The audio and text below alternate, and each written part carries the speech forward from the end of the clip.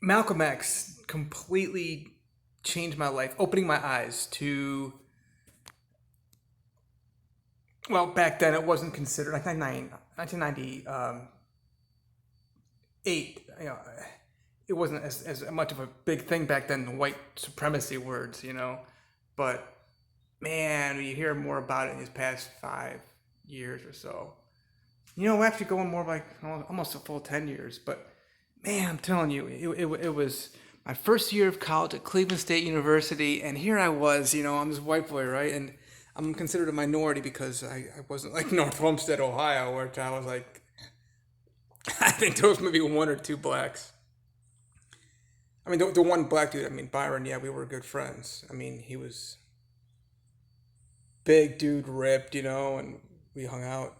Uh, So college though, here I am, my first black professor. It was a black history class, and I'm like, what the fuck is this? I mean, all my friends, most of them were white, and of course, a few people I hung out with that were black. Just played basketball with, basically, and of course, I was a sports reporter. But I'm thinking to myself, why the hell we gotta take this black history class? We're in a white dominated society. I didn't really care, It's like it's a mostly black school, It wasn't one of those like predominantly black schools. Now, that'd be awesome. I think that's so cool. Jackson State, Howard, Grambling. So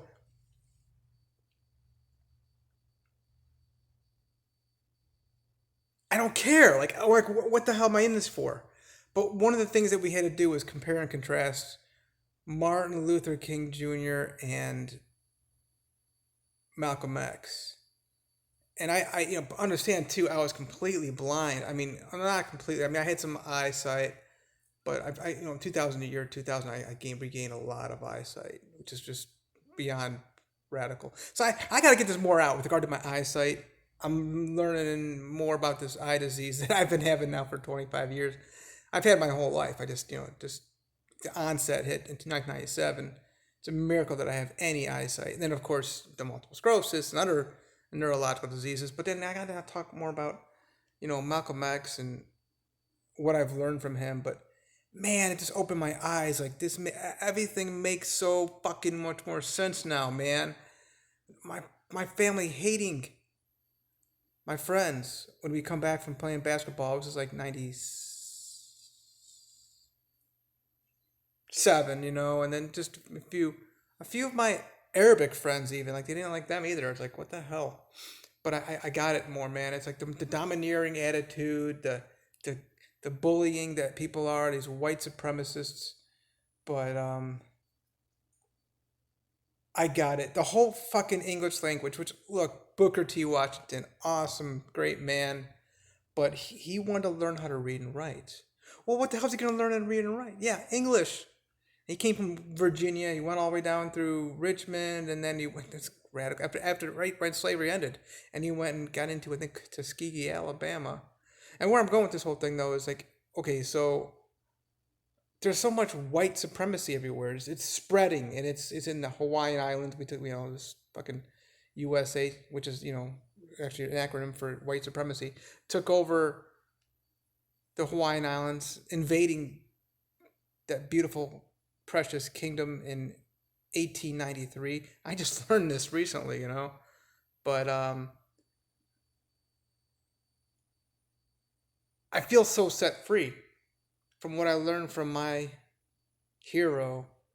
My heroes obviously are my babies, Blessing, Lydia, Levi, Ruby, Haven, Jason, Ava, and many more. My hero, Malcolm X. The few things I really, really got that stuck out to me, not so much his big conversion from, being in the prison and then going to just radical, and how much different he was than Dr. Martin Luther King Jr. in that he didn't bow to the government, which is why we have a fucking holiday, Martin Luther King Day. He was a big time.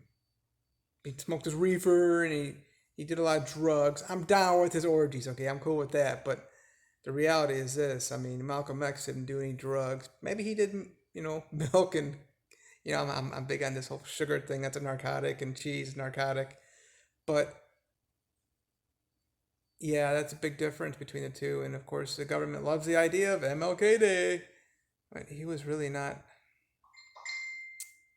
you know, as clean, well, clean the way Malcolm X was. But what I really learned though, like I said, that big difference, okay, was he opened my eyes to the word slave and job being interchangeable.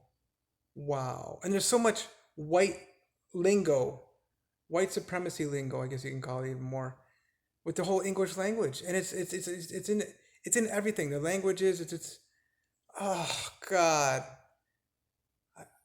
Look, don't get me wrong. I love white supremacy. Okay, hello. See this? Okay, I gotta support my white supremacy. But me, I'm all about dominating, winning, being victorious, being more than a conqueror, triumphing. But of course, my community is gonna hate this, and always does because of the radical racists that they are. Black power, baby. What's up? I'm all about black supremacy. You're not gonna get the slightest bit of supremacy without it for everybody, you know? Asian supremacy, Latinos, Latina, how about that? Brazilian supremacy, they're hot, those girls. Venezuelan supremacy, Colombians, whatever. But get my point. But it's thank you, Malcolm X. I've been thinking this whole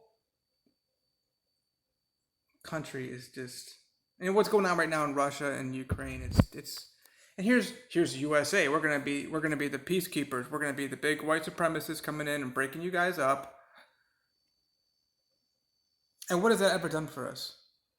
Well, anyway, I just I'm gonna keep talking about my hero and thankful and my gratitude.